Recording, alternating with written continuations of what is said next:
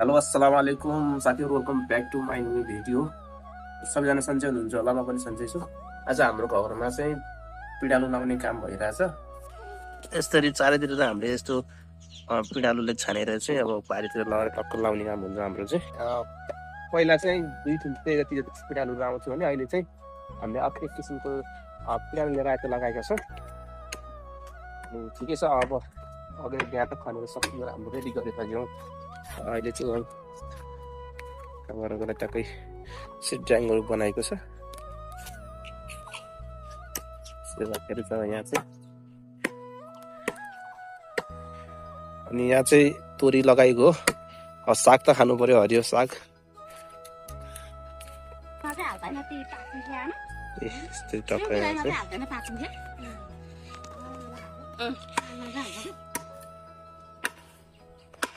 चाहिँ भने अहिले अलिकति अस्तिबाट पानी पर्दैपछि चाहिँ अहिले चाहिँ धेरै अब माटोहरू ठाउँ ठाउँमा अब यो किसानहरूले छर्ने काम पनि राम्रो भइसक्यो।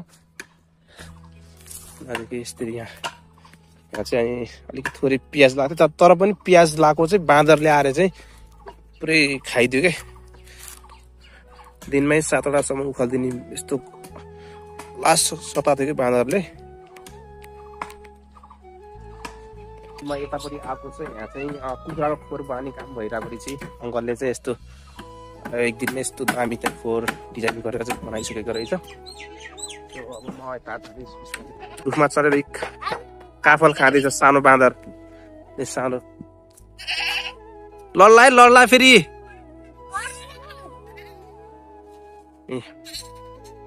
टुप्पामा चढेर यस्तो छ पुरै।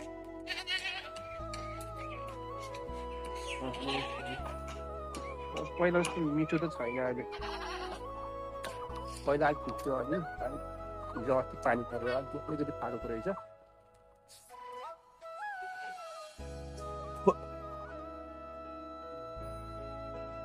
यहाँ त्यो विकासी घाँस लगाएको रहेछ होइन, पुरै सखा बनाइसक्यो पुरै।